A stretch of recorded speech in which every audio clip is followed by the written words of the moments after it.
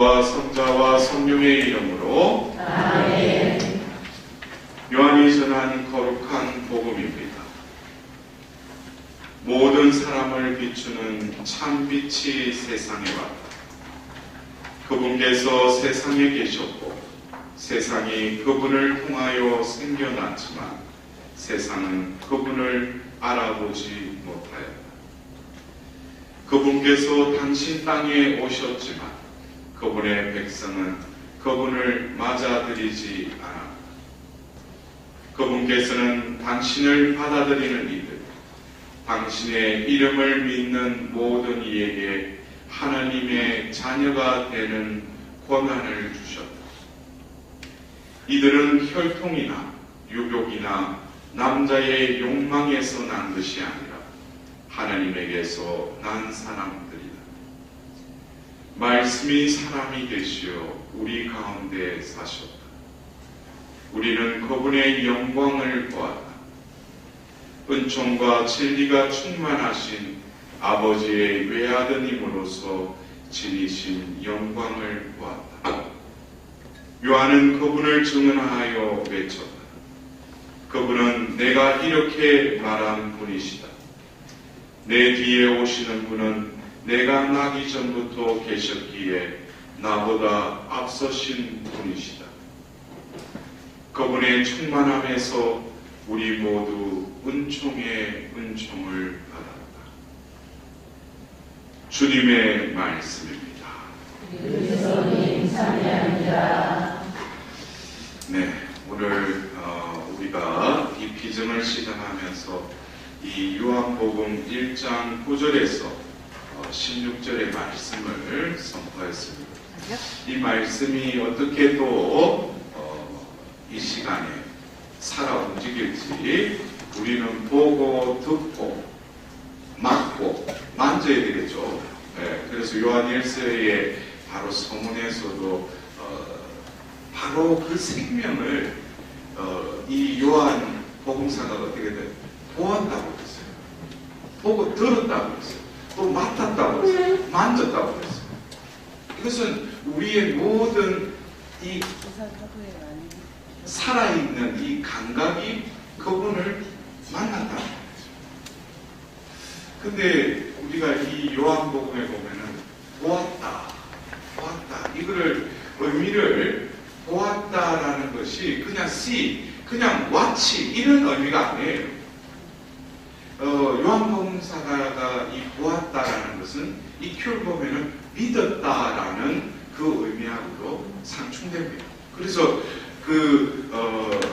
요한복음사가가 이제 부활 사건을 이렇게 적으면서 그 베드로와 요한이 그 자리에 갔을 때 예수님을 듣고 있던 천조각이 잘 깨켜져 있었다. 그리고 그들은 보고 믿었다고 했어요. 그러니까 이 보았다라는 것은 어떤 시각적인 차원으로 이해하면 안 된다는 거예요. 그래서 우리가 이 요한복음사가가 그분께서 세상에 계셨고 세상이 그분을 통하여 생겨났지만 세상은 그분을 알아보지 못하였다. 우리가 어쩌면 2000년 전 그 예수님의 탄생의 그 사건, 이 사건을 우리는 이 대림 시기에 이제 이 4주간에 흘러가면서 그 성탄이 가까우면 가까울수록 2000년 전 바로 하나님의 아드님이 어떻게 이 땅에 오셨는지에 대해서 구체적으로 이미 구약에 예언된 예언서의 말씀이 이루어지는데 또 그 상황 속에서 구체적으로 그 현실에서 그 과거라는 한 시점에서 어떻게 예수님이 오셨는지. 그러나 우리가 잘 알다시피 그 2000년 전에 이제 잉태한 그 예수님을 안고 이제 만삭이 되었습니다. 인구조사를 하러 또 베틀레헴에 갔던 그 두 부부가 결국에 아기를 낳을 장소까지 없었다는 거예요. 요한의 묵을 곳이 없었다는 거죠. 결국 그들이 간 것은 동물들이 있는 그 마구간으로까지 갈 수밖에 없었다는 거예요.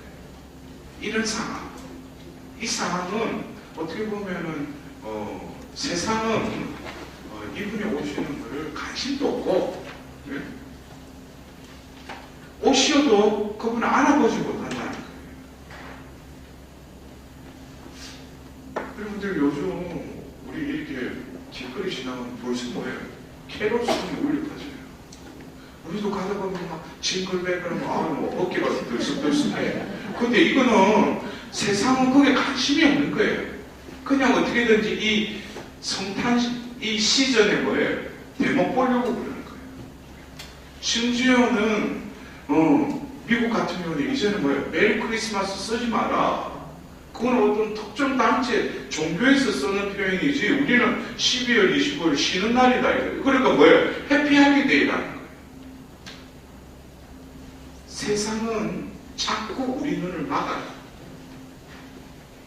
우리도 역시 이 대림 시기에 뭐 대림 일주일 하니까 또 가니까 뭐 사제가 자색 제의를 입고 또 앞에 보니까 어김없이 4개 초에 초 하나에 불 붙이고 그냥 뭐 아이고 이거 대림 시간인가 보다. 그리고 또 시간 지나면 뭐예요? 또 뭐 본당에 뭐 해가지고 구유 또 책임다고 또 바꾸고 보면 또 그러면 이제 성탄 전야 때 보면 사제가 이제 아기 예수님 인형 두고 와가지고 또 앞에 분양하고 또 와가지고 구유 예물 내고 그러고 보면은 뭐 성탄이다 그러고 뭐 고요 한번 부르고 뭐예요? 뭐 해가지고 떡 하나 나눠주고 먹고 그럼 성탄이라 그러고 그냥 잊어버리고 그러고 지내는 거예요. 이게 과연 우리에게 있어서 요한복음 3장 16절에 하나님께서 이 세상을 극진히 사랑하셔서 당신의 외아들을 보내주시고 극진히 사랑해서 그 아들을 보내주셨는데 사람들은 그것에 관심이 없는 거예요. 자기 필요할 때만 하나님 도와달라고 그러지 하나님이 왜 아드님을 왜 이 세상에 보내셨는지. 우리 교회는 이 교회를 통해서 하나님께서는 우리를 구원으로 이끄시죠.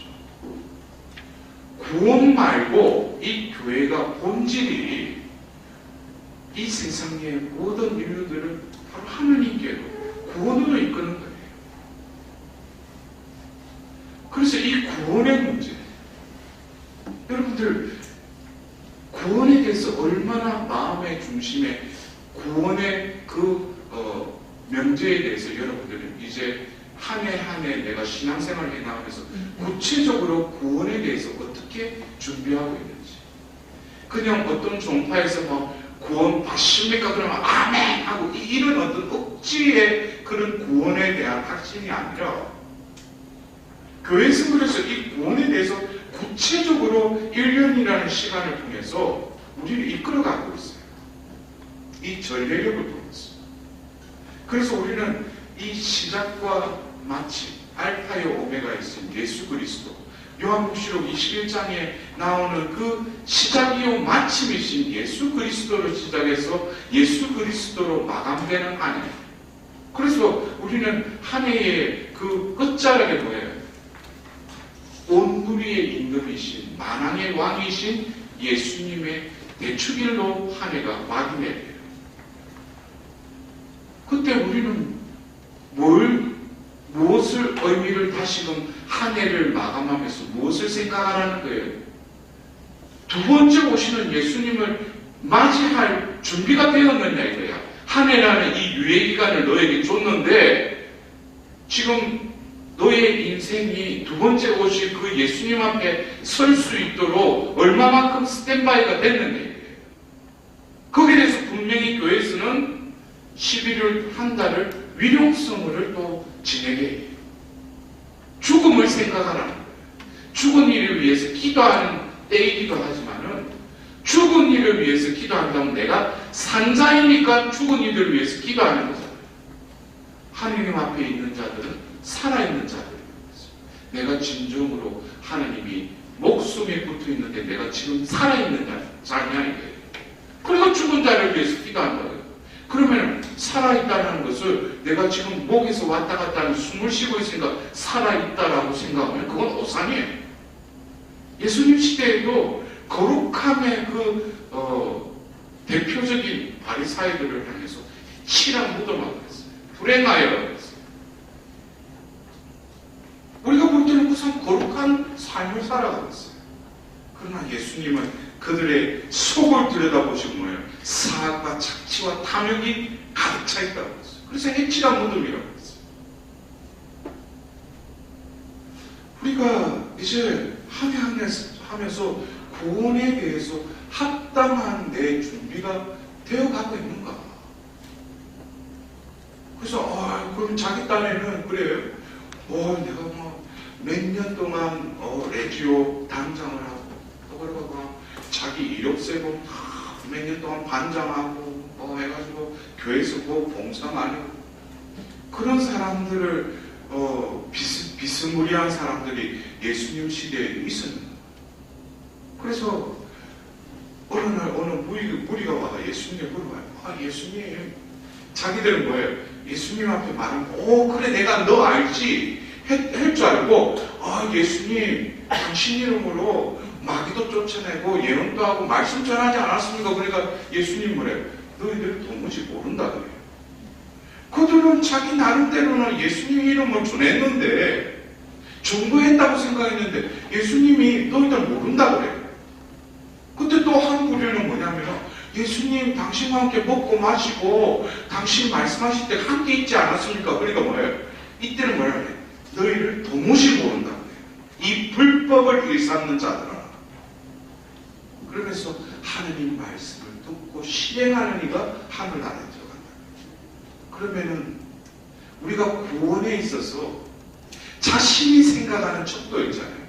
자기가 교회 안에서 봉사 많이 하고 나름대로 어디 가면 말씀 듣던 다니고 보면 자기 따라하는 그거는 하나의 기능적으로 옵션이지 본질이 아니에요. 구원하시는 분의 마음에 들어야죠. 네? 제가 그래요. 우리가 요즘 보면 우리 한국에도 얼마나 취업난이 심각하잖아요. 자기 딴에는 스펙도 있어. 외국까지 갔다 와서 또 뒷잡아보면 사자도 붙어 있어. 근데 원서 넣기만 하면 안 되는 거예요. 그러면 그 회사가 잘못된 건가? 내가 잘못된 건가? 그 회사는 어떻게든지 운영이 될 거예요. 그럼 자기의 문제점을 먼저 봐야 되죠. 자기 딴에는 이력서도 넣고 나름대로 그 준비를 했는데 매번 하면 떨어진다는 거예요. 왜 떨어져요? 그 심사관 마음에 안 드니까 떨어지는 거지. 우리도 그걸 잘 알아들어야 돼요.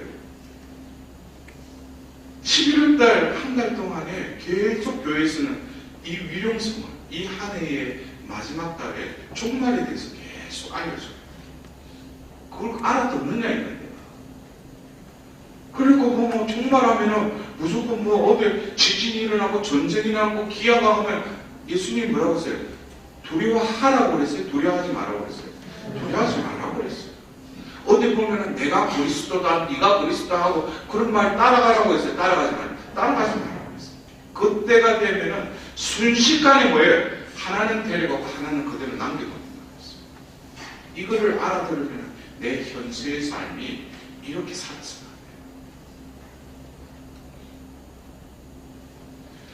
한 해의 마지막 달에 다시금 우리의 끝을 생각하는 거예요. 끝을 생각해요. 그리고 한 해가 마감이 돼요. 또 그리고 한 해가 시작되는데 대림 시기가 시작돼요. 대림 시기 시작하자 우리는 또 성가에 보면 오소서 주 예수님. 오소서 주 예수님. 이거는 어디를 향했어요? 두 번째 오시는 예수님을 다시금 생각하라는 거예요. 이거는 결국 뭐예요? 구원을 생각하라는 거죠. 이 마침과 시작이 뭐예요? 일맥상통하죠.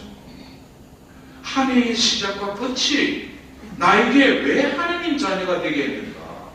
나에게 왜 셀성서를 베풀고 내가 왜 예수님의 몸을 왜 모시는가?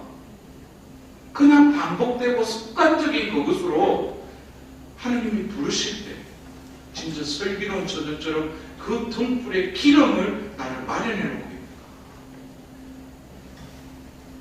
우리는 그래서 하늘을 시작하는 이 대림 시기를 그냥 4주간 동안 오소서 주 예수님만 해가지고 우리 가운데 태어나셨어요. 전례력에 의해서 성탄절날 예수님이 우리 가운데 태어나셨어요. 앞에 아무리 눈 닦고 봐도 보면 그 위에 누워있는 뭐 인형밖에 안 보이지. 그러는 거 보면 그걸 보고 예수님이래. 자기 딴에는 이게 예수님. 우리 본당에 예수님 왜 저렇게 통통할까? 예수님 왜 저래? 눈에만 보이는 것만 보고 저거 그냥 뭐 예수님이죠. 그냥 내가 예수님이다 예수님이다. 우리 가운데 태어나신다. 올해도 그냥 그렇게 스치가 않은 성탄을 그냥 맞이하고 그냥 지나갈 뿐이야. 근데 왜 교회에서는 이 대림 시기를 우리에게 왜 마련해놔? 우리가 그래요. 전례를 우리가 말씀 전례 매일매일 이 대림 시기에 교회를 통해서 우리에게 들려주는 이 말씀만이라도 매일매일 잘 먹고 그걸 소화해내면은 이 성탄절을 맞이하게끔 그 말씀에 의한 움직인다. 그래서 매일 나에게 준 그 독서, 복음, 하납송, 알렐루야, 그 한호송 이것까지 자기에게 와닿는 그 말씀을 그어서 마음에 담는 거예요. 그것을 4주간 지내는 거예요. 그것이 어떻게 보면은 성령님께서 말씀하신 대로 저에게 이루어지기를 바랍니다. 그런데 무슨 말씀이 나에게 왔는지는 몰라. 알아듣지도 못하는데 무슨 말씀하신 대로 저에게 이루어지기를 바란다. 각 사람에게 하나님께서 교회를 통해서 이 말씀 전례를 통해서 우리에게 말씀하신다는 거예요. 그럼 그 말씀을 내 마음에 잉태해야죠. 그래서 성령님의 2000년 전 말씀하신 대로 그래서 성령이 임하셔서 잉태되고 출산하시잖아요. 이것이 우리 가운데 이루어져야 돼요. 그래서 다시금 우리가 이 요한복음사가의 표현대로 한다면 분명히 오셨는데 알아보지 못한다. 알아보지 못하니까 맞아들이지도 못하는 것이죠. 근데 그것에 대해서 요한복음사가는 이 요한복음 1장 9절에 모든 사람을 비추는 참 빛이 세상에 왔다고 했어요. 그래서 이 요한복음사가는 요한복음서를 보면은 여러 가지 에고에임이라는 이 나는 뭐뭇이다 라는 예수님의 정체성에 대해서 아주 은유적으로 많은 표현을 했어요. 예를 들면 나는 하늘에서 내려온 살아있는 빵이다. 나는 포도나무다. 나는 착한 목자다. 나는 길이요 진리요 생명이다. 그것에 은유적으로 다 예수님의 정체성이 다 함축되어 있는 거예요. 근데 이 1장 9절에는 예수님을 뭐라고 그래요? 참 빛이. 근데 왜 못 알아보고 우리가 알아본다는 것은 뭐겠습니까? 우리가 세상적으로도 이 빛이라고 하면 빛이 있어야지 볼 거 아니에요. 근데 참빛도 우리가 생각하는 이 빛, 지금 낮이니까 빛이 비치잖아. 이 빛인 것 같아요. 이것도 빛이죠. 그러나 하나님의 빛은 밤낮이 없죠. 영원한 빛이죠. 이것에 대해서 우리는 창세 때 하나님께서 이 세상을 창조한 그 창조설화를 보면은 1장 2절에 땅은 아직 꼴을 갖추지 못하고 피어 있었는데 어둠이 시면을 듣고 하나님의 영이 그 물 위를 감돌고 있었다고 했어요. 여기서 보면은 땅은 아직 꼴을 갖추지 못하고 피어 있었다고.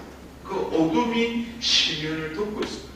그러나 하나님의 영이 그걸 물 위로 감돌고 있었다.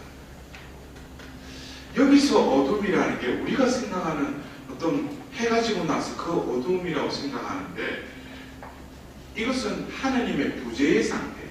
부재, 앱선트. 하나님이 안 계신 상태가 이런 상태라는 거예요. 그래서 하나님이 부재하면 어떻게 되겠어요? 겉으로는 근데 보면은 무질서해. 무질서가 꼴도 안 잡혀있고 어둠. 근데 우리가 그렇잖아요. 여러분들도 안 그래요? 내가 세상적으로 내가 원하는 것은 소유하고 내 나름대로 내 주위에도 뭔가 일이 잘 풀려.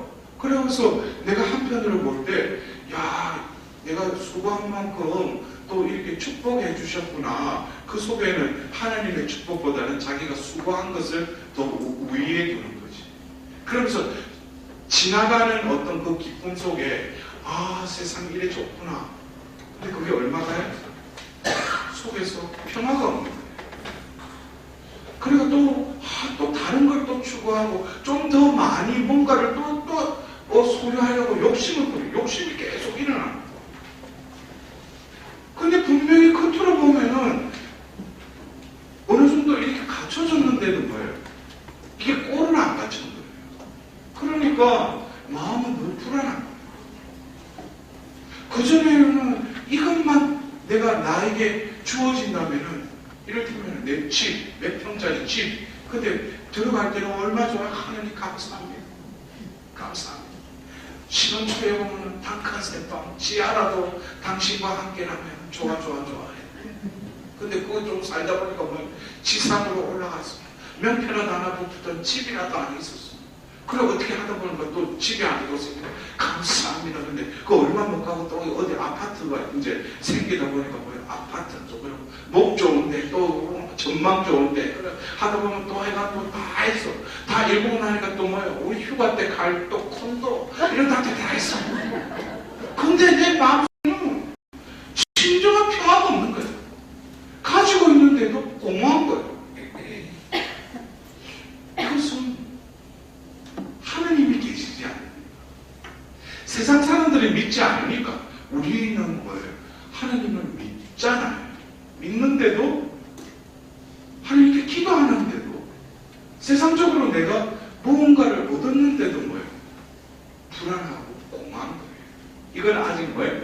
하나님이 내 삶의 중심에 자리 잡고 있지 않기 때문에. 그래서 하나님께서 바로 그 창세기 1장 3절에 첫 번째 말씀하시기를 빛이 생겨라 하시자 빛이 생겼다고 했어요. 첫 번째 말씀이 뭐예요? 빛이 생겨라 그랬어요. 빛이 생겨라. 그러자 이 빛이 하나님 보시기에 좋았다. 그러면서 하나님께서 빛과 어둠을 가르시어 빛을 낮이라 부르시고 어둠을 밤이라 부르셨다. 저녁이 되고 아침이 되니 첫날이 지났다. 여기서 보면은 빛이 생겨라 했는데 빛과 어둠이라는 이분적인 개념이 나오죠. 그러나 여기서 우리가 생각할 때 이 1장 2절에 나오는 어둠하고 이 빛이 생겨라 해서 빛이 생기고 나서 대비되는 어둠하고 또 틀려요. 이 1장 2절의 어둠은 그 말 그대로 하나님의 부재라면 이 어둠은 또 다른 빛을 느끼기 위한 어둠이라는 거예요. 그래서 우리가 속담에도 새벽이 오기 전에 어둠이 가장 짙다고 그러죠. 이건 아주 영적인 표현이에요. 우리가 십자가 성경도 어둠 밤, 어둠이 어둠이 아니죠. 빛으로 나아가기 위한 하나의 과정이죠. 이걸 통해서 뭐예요? 다시금 빛이 어둠과 대비되는 것이 아니라 어둠도 빛이 속한 어둠이라는 거예요. 근데 우리가 그래요. 이 창조 때 하나님께서 처음 창조한 것이 빛이라는 거예요. 그것에 대해서 요한복음 1장에도 참빛이 이 땅에 오셨다고 했어요. 참빛이.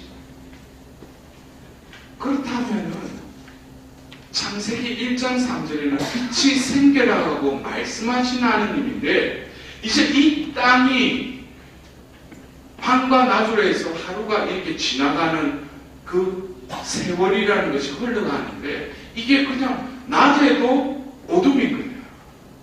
하나님 분명하게 빛이 생겨라 해서 낮가방을 했지만 어둠도 어둠이 아니라 빛이라고 그랬죠. 왜? 빛으로부터 모든 게 나왔으니까. 근데 분명히 이 인간들이 낮과 밤을 해서 하는데 이들이 다 공유하는 게 뭐예요? 자기 일만 생각하고 하느님을 생각 안 하는 거예요. 그러니까 이거는 낮이라도 뭐겠어요? 어둠이죠. 하느님 보시고. 근데 이것이 하느님은 이 세상을 완전하게 창조하셨기 때문에 이 세상이 변질된 것이 아니라 바로 창세 6째 날까지 이 존재를 짓기 전에 창조한 모든 피조물들은 뭐예요? 이 존재가 다스리고 지배하라고 그러는 거예요. 그러니까 이 존재를 위해서 하나님이 다 창조하신 거예요. 이 존재가 바로 뭐예요? 사람이죠. 그래서 사람에게는 모든 권한을 주셨어요. 그러나 한 가지가 뭐예요? 선악과 나무를 보라 해요. 선악과 나무를 보면은 나를 생각해야 돼요. 내가 한 말을 기억하라는 거예요. 너는 피조물이지 창조주가 아니라는 거예요. 근데 거기에 우리가 이 창조설화와 더불어서 원죄설화를 보면 이 3장 4절에 너희는 결코 죽지 않는다 라고 사탄이 유혹을 하죠. 근데 실제로 우리 지금 현존하는 종교 중에 보면 이것을 추종하는 종교들이 많죠. 영원히 죽지 않는다. 그리고 심지어 5절에 보면 너희가 그것을 먹는 날 너희 눈이 열려 하느님처럼 되어서 선과 악을 알게 될 줄을 하느님께서 아시고 그렇게 말씀하신 것이다. 이거는 사탄은 한번 꼭 꽈요. 하느님 말씀을. 그러면서 교묘하게 그거를 이렇게 변질시켜요. 하느님은 이렇게 말씀하신 게 아닌데 아주 하느님 말씀 뉘앙스를 띄우는 것 같으면서 안에 본질을 완전히 탈바꿈시킵니다. 그런데 여기서 사탄의 전략이 뭡니까? 먼저 너희들 눈이 열리게 될 거야. 여기서 보면은 3장 5절에 보면 너희 눈이 열리면 어떤 일이 생기는 거예요? 하느님처럼 된다는 거예요. 그럼 여러분들 보십시오. 하나님이 아담을 창조하시고 또 하와를 창조할 때 그들이 봉사했어요. 눈을 뜨지 못했어요. 눈 뜨고 있었잖아. 근데 그들은 창세기 2장 마지막 절에 보면 그들은 알몸이었는데도 불구하고 부끄러워하지 않았다고 했어요. 이것을 성경에는 분명히 적어놨어요. 그들이 알몸인데도 수치심이 느껴지지 않아요.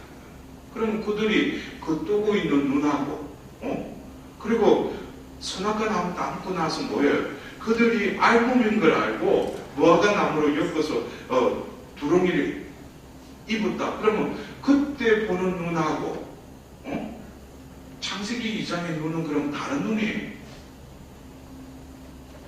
다른 눈이죠. 하나님이 창조했을 때 그 기능을 준 그 눈은 하나님을 볼 수 있는 눈이에요. 하나님 현존을 늘 체험하는 눈이에요. 그래 이 눈이 감기고 또 다른 눈이 열렸다는 거예요. 그러면서 자기가 하나님처럼 된다는 거예요. 그럼 자기가 뭐예요? 선과 악을 판단하게 된다는 거예요. 그래서 우리가 판단기를 보면은 그 시대에 왜 이렇게 혼탁한 시대를 지낼 수밖에 없었던 거? 그게 마지막 절을 보면 뭐예요? 그 시대에는 자기 눈에 옳게만 행동했다고 했어요. 그러니까 자기 눈은 모든 걸 다 보고 하나님의 느끼지 못하고 보려고도 하지 않고 자기들 틈바구니에서 살다 보니까 그 모양으로 살 수밖에 없었다는 거예요. 그렇다면 여기서 우리가 이 참빛이 왔는데 알아보지 못했다. 근데 그분을 또 알아본 이들이 있죠. 근데 그 사람들을 뭐라고 그래요? 요한복음사가 그 사람들은 혈통이나 유격이나 남자의 욕망에서 난 것이 아니라 하나님에게서 난 사람들이라고 했어요. 그가 존재가 사람이라고 해도 어떤 남녀의 결합을 해가 났지만 어떤 영혼들은 뭐예요? 하나님에게서 났으니까 그 빛을 본다는 거예요. 근데 많은 이들이 세례를 받고 성당은 다니지만 하나님을 보지 못하는 맹인들이 거의 대부분이에요. 그들은 눈은 가지고 있지만 무슨 눈으로 살아가는 거예요? 바로 원죄를 통해서 열린 눈으로 살아가는 거예요. 그러니까 하나님을 하나님답게 해드리지 않고 자기가 하나님처럼 사는 거예요. 그래서 심지어는 뭐예요? 하나님을 종처럼 부리죠. 자기 필요할 때만 커먼하는 거예요. 우리가 어떻게 보면은 이 대림 시기에 하나님은 당신의 아들을 보내셔요. 그러나 첫 번째 오실 때도 우리가 볼 때는 도저히 이해되지 않는 방법으로 오셔요. 그러니까 하나님 방법이지. 우리가 시편에 보면은 버린 돌이 모퉁이에 머릿돌이 되니까 사람들을 보고 놀랐다고 그랬어요. 왜? 이건 있을 수 없는 일이 이루어졌습니다. 그때 비로소 뭐예요? 야, 이건 하나님이 하셨구나라는 것을 고백할 수밖에 없는 거죠. 그러니까 우리가 첫 번째 오셨을 때 어떻게 오셨어요? 마리아께 가브리엘 대천사 보내가지고 너는 아이를 낳을 것이다. 그러니까 성모님 뭐라고 해요? 제가 남자를 보는데 어떻게 그런 일이 있을 수 있어? 그러니까 또 천사가 그래요. 성령이 너에게 내려오셔서 너를 희감할 것이다. 내 친척 엘리사벳을 보아라. 그 늙은 나이에 배를 베지 않았느냐? 하나님께는 불가능한 것이 없다. 그러죠. 피아파니까 뭐예요? 인테리어예요. 이걸 어떻게 이해할 거예요? 이건 하나님만이 하실 수 있는 방법이에요. 어떻게 보면 비이성적, 논리적이지도 않는 그 방법. 그러나 이 사람들이 우둔해요. 멍청해요. 그래서 우리가 대림 1주간 이사야서와 그 복음서에도 예수님이 성령에 가득 차서 기도하셔요. 아버지, 당신의 뜻이 이렇게 이루어졌습니다. 지혜롭던 자들과 슬기로운 자들에게는 이 모든 것을 감추시고 철부지들에게 드러내 주시니 감사합니다. 세상적인 눈에는 철부지지만 이들은 뭐예요?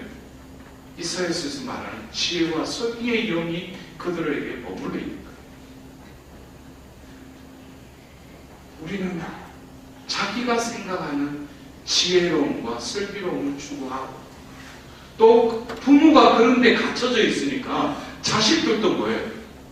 지혜와 설기의 영이 그들에게 머무르게 하기보다는 세상적인 지혜롭고 슬기로운 자가 되라고 학원 보내고 어떻게든지 성공하라고 그러죠.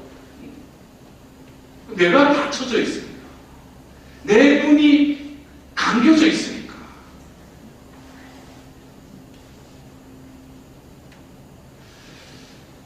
저는 참 제 성소에 있어서 하나님께서 저를 부르셨을 때 그 사건이 시간이 지나면 지날수록 계속 의미를 새롭게 해주셔요. 저는 분명히 하나님이 제가 20살 되는 해에 병원으로 집어넣었어요. 이 병원은 아가서에 많은 빈들이었어. 이제 때가 된 거지. 그래서 거기서 사랑을 나누는데 그 꿈에서 나타난 그 여인을 통해서 목조 기도를 하게 돼요.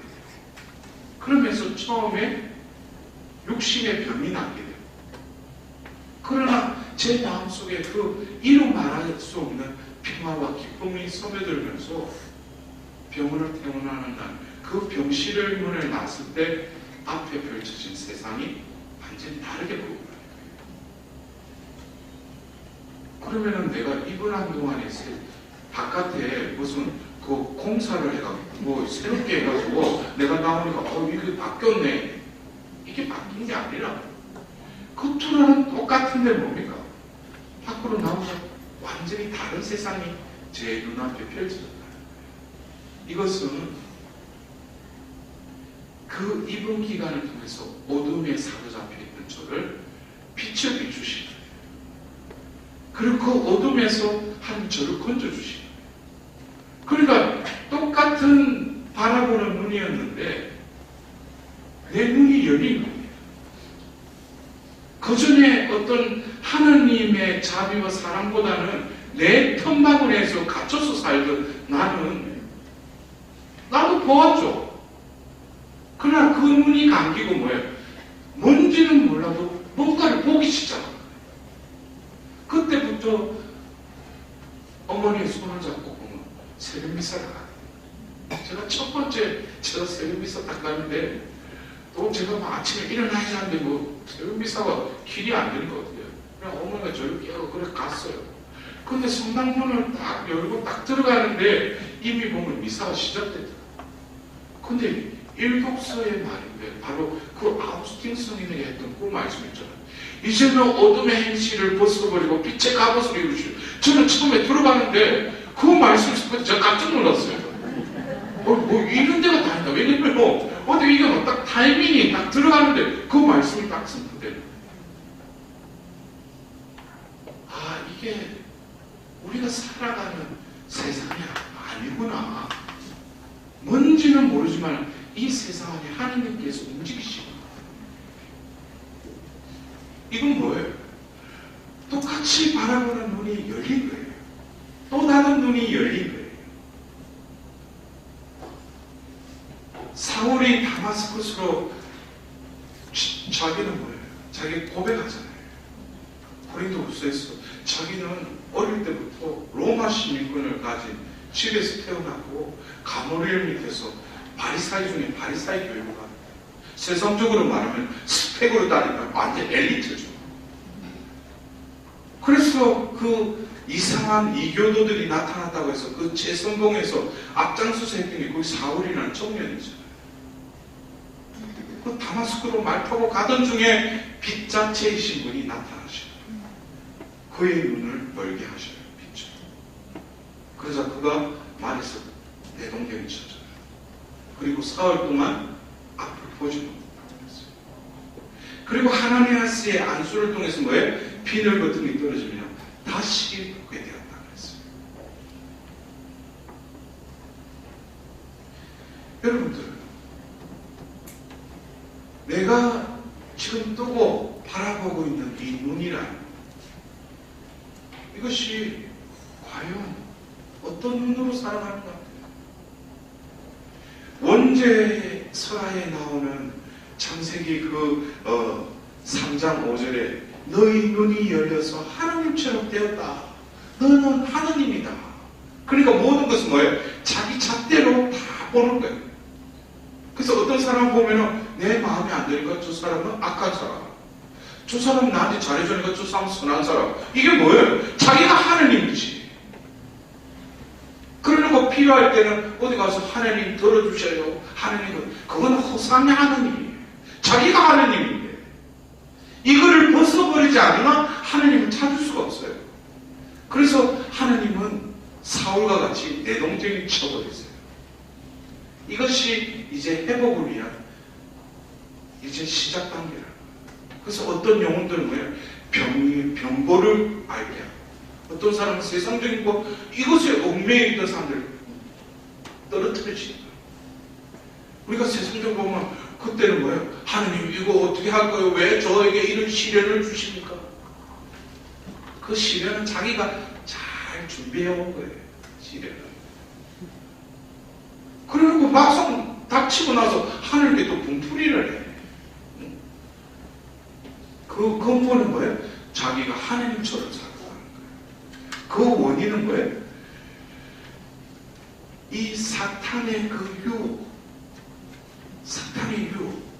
그래서 처음에 이런 유혹을 하고 나서 6절에 이 유혹에 연합해요. 자기 생각이 연합을 하고, 그리고 뭐예요? 의지까지 합해서 보면 이 여자가 쳐다보니. 이때부터 뭐예요? 하나님의 그 현존은 없어진 거예요. 하나님 말씀, 너희들 동산 한가운데 있는 선과 악을 알게 하는 나무 열매는 절대 따먹지 마라. 그것을 먹는 날 너희는 반드시 죽을 것이다. 그 말씀은 어디로 가버리고 그 나무 열매를 딱 따먹는데 그때부터 이 눈이 뭐예요? 허리다게 돼버린 거예요. 하나님이 하나님을 볼 수 있는 눈이 하나님의 빛과 하나님 말씀을 잊어버리니까 뭐예요? 자기 눈이 이제 서서히 뜨기 시작해요. 그러니까 그 나무 열매가 어땠다고 했어요? 먹음직하고, 이 먹음직하고 이게 뭐예요? 육의 욕망이에요. 먹음직하고, 그 다음에 뭐예요? 소담스러워 보였다. 이게 뭐예요? 눈의 욕망이에요.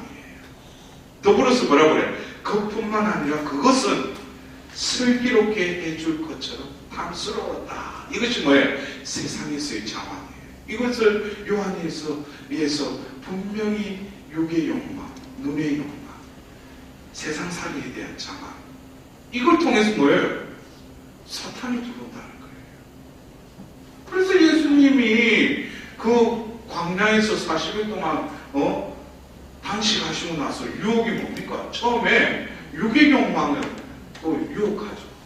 이 돌들어 빵으로 만 육의 욕망. 그리고 성전은 꼭대기 가서 이 세상의 영화를 보죠. 이게 뭐예요? 눈의 욕망. 그 세상살이에서 자만 뭐예요? 내 앞에 한 번만 전합니다.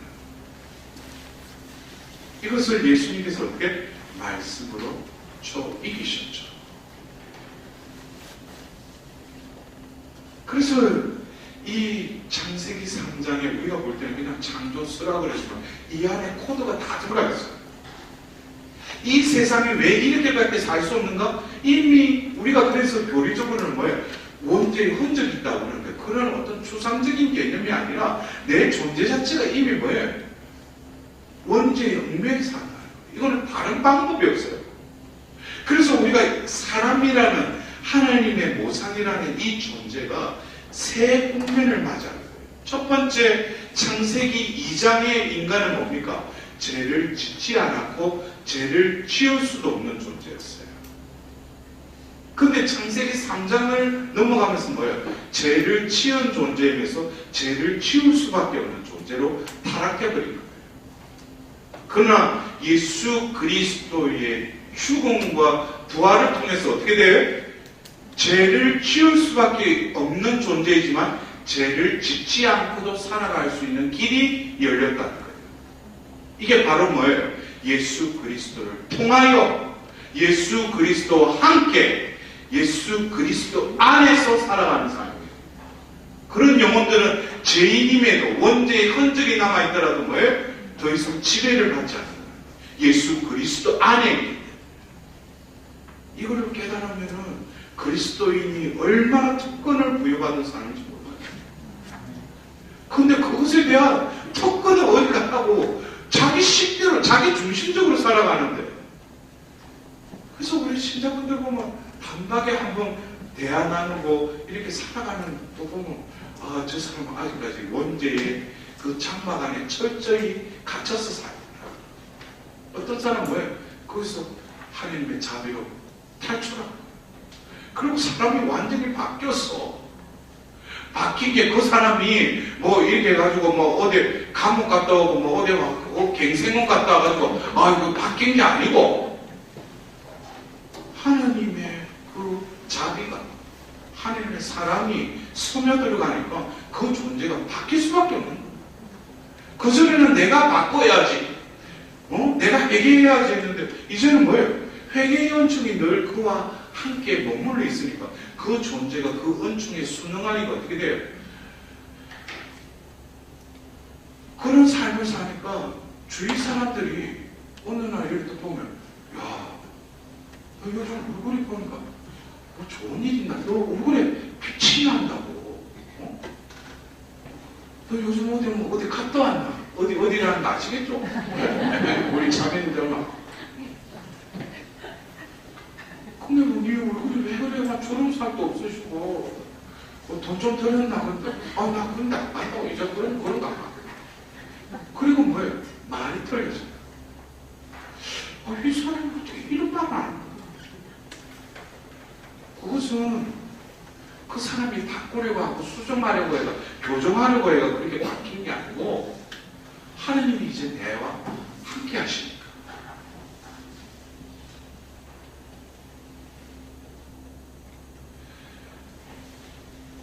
우리가 2000년 전 예수님이 첫 번째 오실 때 제가 말씀드렸죠. 하느님만의 방법으로 오신다는 거예요. 근데 우리 인간적인 방법과 그 속에 얽매여 있는 사람들은 예수님 오시는 거 볼 수 있겠어요? 못 보는 거죠. 자기 식대로 살아가는 사람, 자기 뺐던 대로 살아가는 사람, 자기 미래를 자기 식대로 계획하는 사람들한테는 예수님이 보이지가 않죠. 하느님 방법으로 오시는 거예요. 그러니까 근본적으로 뭐예요? 눈이 떠야 돼요.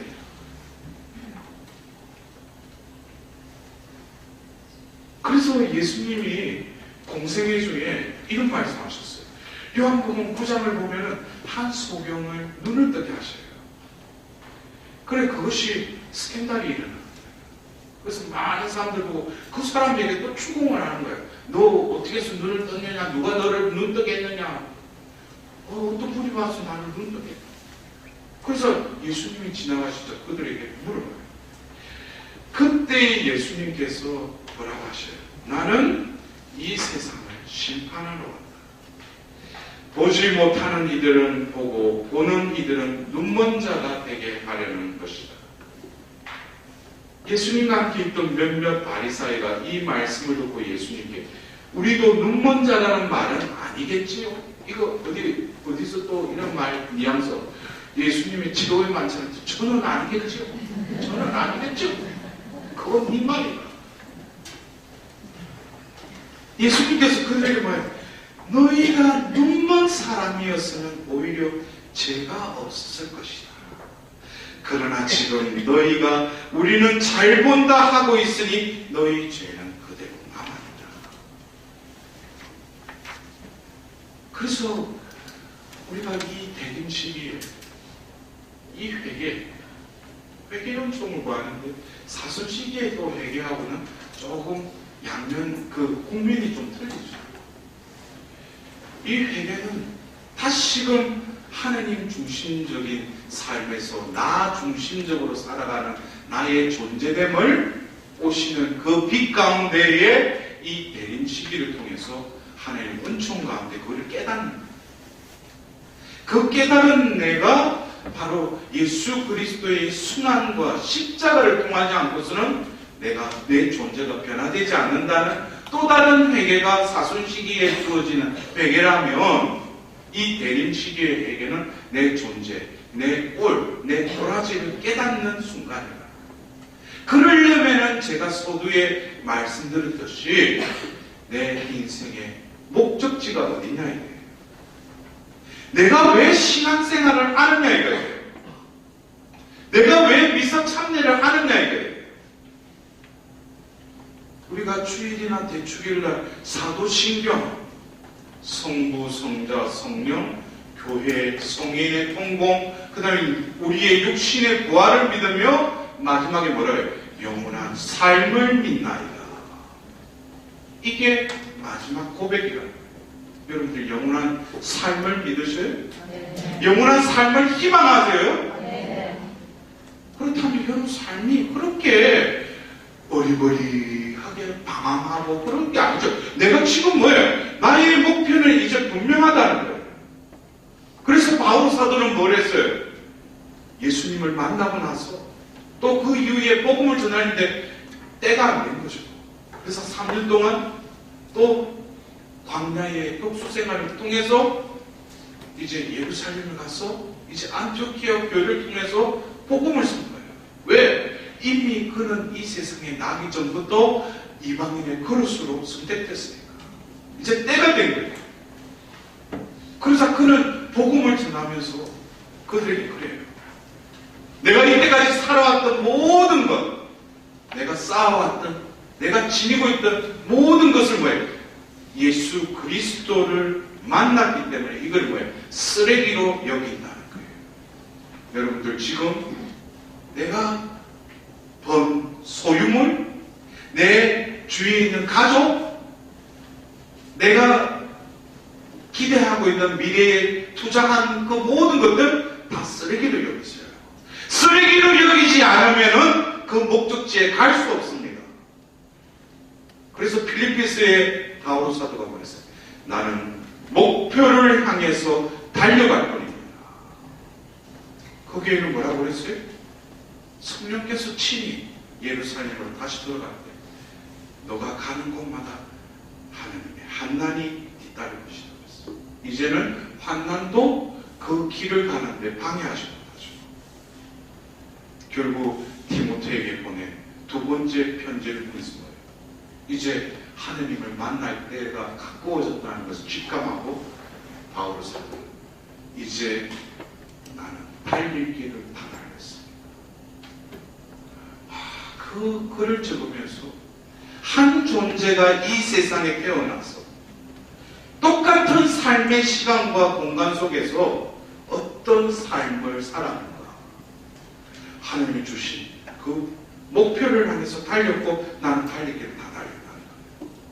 이제는 의로움의 월기만이 나를 기다리고 있을 거라는 거예요. 그리고 자신의 목을 내리고 목이 잘리죠.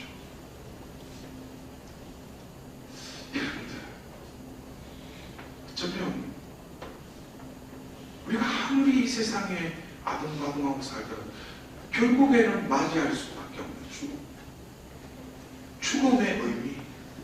우리가 입으로는 영원한 삶을 믿는다고 그렇게 고백해놓고 내 삶에 지금 질서가 어떻게 잡혀져 있는지, 어디를 향해 있고 내가 지금 어디쯤 와 있는지, 나이는 먹어가고 몸은 노쇠해지고, 근데 아직까지 뭐 신앙적으로도 이게 뭐 신앙생활한 지 수십 년이 됐는데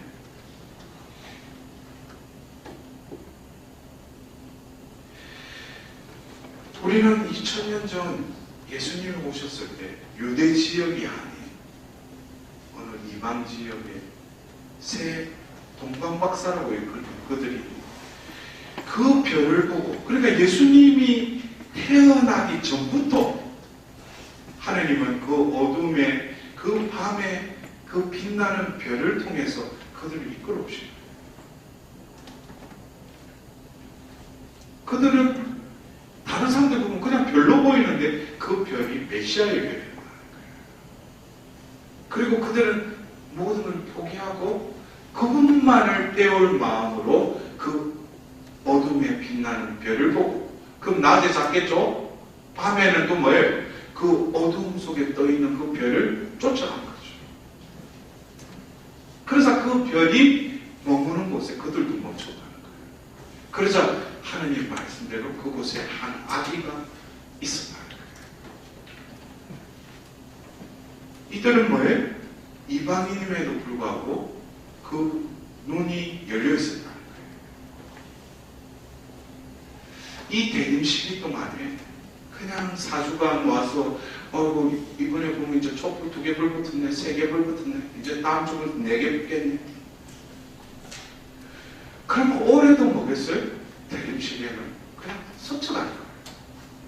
출발이 제대로 돼야지 끝까지 달릴 수 있지.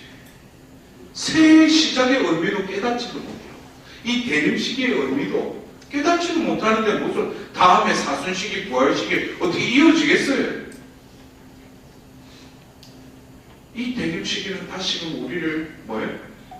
하나님이 창조하신 그 존재, 하나님을 보고 하나님을 듣고 하나님을 만지고 하나님과 함께 살 수 있는 존재가 이렇게 변질이 된 것에 대한 깊은 통해가 필요합니다.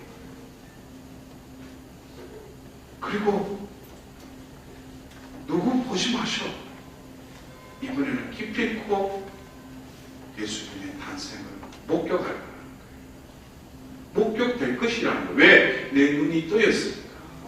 그래서 꼭 뭐 구유에 누워있는 아기 예수님, 그거는 자기 생각이에요. 중요한 것은 뭡니까?